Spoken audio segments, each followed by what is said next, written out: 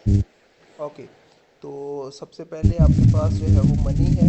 तो इसमें क्या है, कहते हैं money problems in O levels A levels mathematics involve practical arithmetic operations percentage ratios and currency conversion. Students should be able to apply these techniques in real life scenarios, real life problems. Okay, सबसे पहले है calculating with money.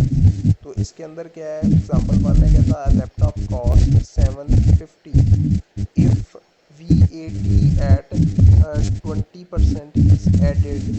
VAT basically means that it is a tax. Okay, what is the total price? तो 20% इसमें tax add हुआ, तो सबसे पहले आपके पास 750 आपकी स्क्रीन शो नहीं हो रही। क्या स्क्रीन शो नहीं हो रही मुझे। स्क्रीन शो नहीं हो रही?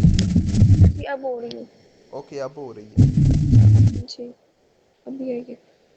ओके, तो हम बात कर रहे थे इसकी 750 प्लस 20 टाइम्स 20 जी मल्टीप्लाई बाय, ये आपके पास बन जाएगा क्या, 750,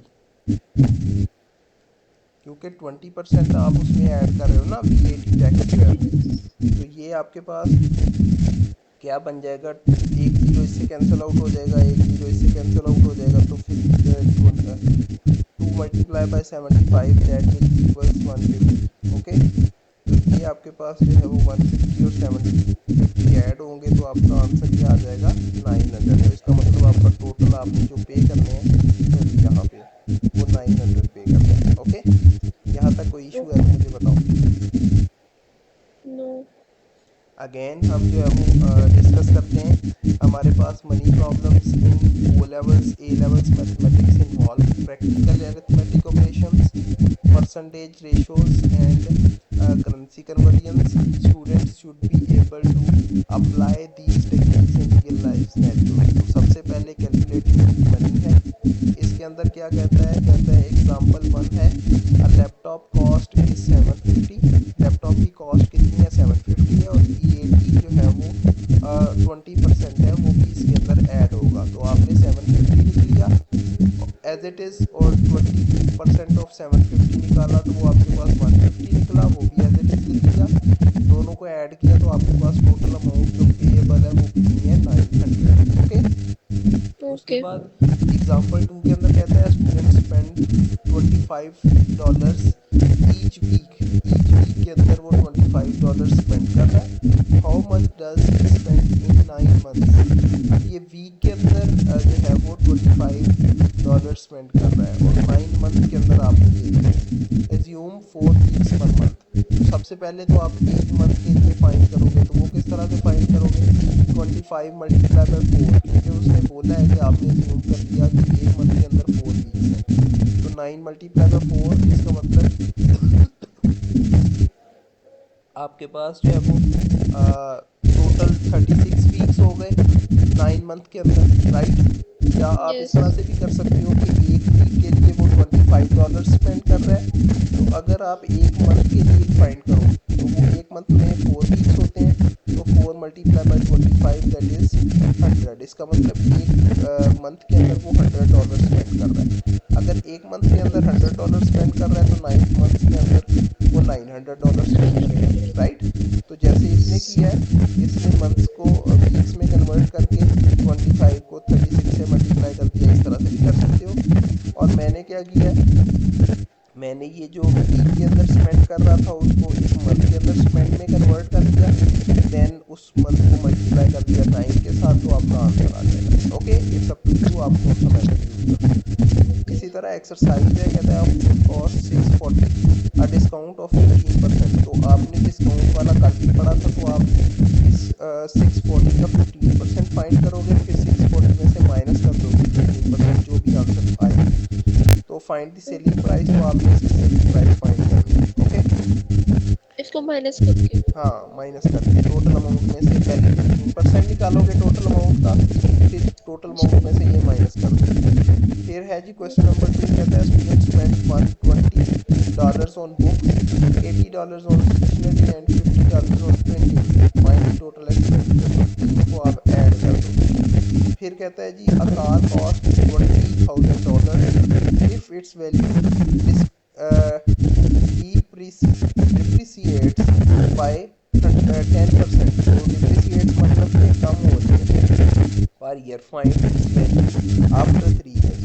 तो एक साल बाद उसकी जो वैल्यू है 10% कम हो जाएगी, अगले साल फिर से 10% कम हो जाएगी, अगले साल फिर से 10% कम हो जाएगी। तो आप जो है वो इसकी वैल्यू फाइंड कर लोगे, मतलब इसका 10% फाइंड करके सब्ट्रैक्ट कर दोगे, इसका 10% फाइंड करके सब्ट्रैक्ट कर दोगे, इसका 10% फाइंड करके सब्ट्रैक्ट कर दोगे। तो ये आपका आंसर आ जाएगा। ओके, कर सकते हो। यस। ये हमने पहले किए हुए हैं, सिर्फ ये रिपीट हो रहे हैं। उसके बाद कहता है करेंसी कन्वर्जन्स हैं, तो convert 450 into GBP if the exchange rate is $1 या इसको यूरो कह सकते हैं, इक्वल टू 0.5। तो अब देखो एक करेंसी ये गिवन है, एक करेंसी ये गिवन है और दोनों करेंसीज का रिलेशन भी गिवन है, right.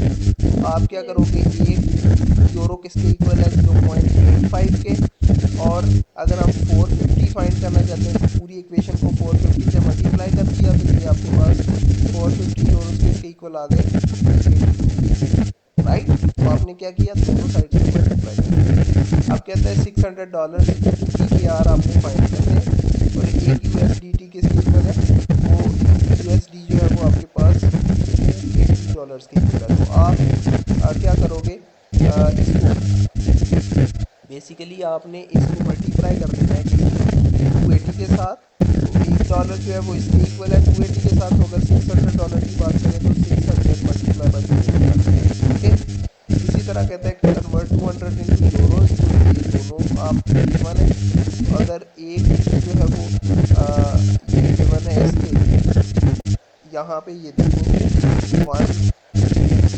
This one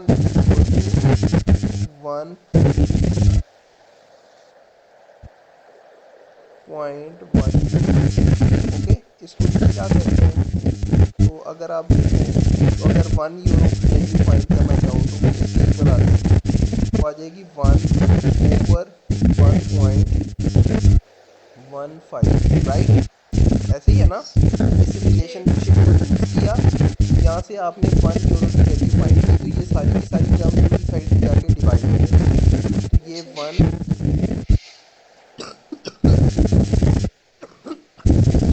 euro is equal to 1/1.15। तो इसका क्या आंसर आ जाएगा, आप कैलकुलेटर से आंसर बता सकते हैं।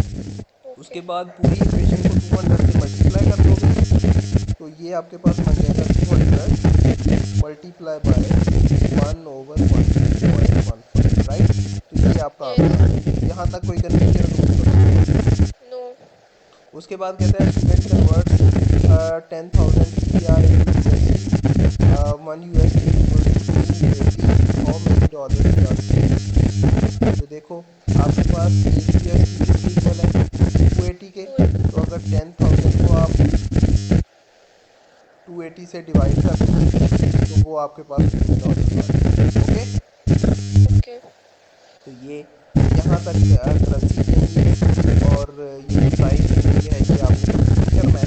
तो अभी आप जो है वो सॉल्व एग्जाम्पल्स हैं और जितनी भी एक्सरसाइज हैं ये कंप्लीट करेंगे। Okay, okay. यहाँ तक कोई कंफ्यूजन है तो बताओ। नहीं। करो फिर कंप्लीट।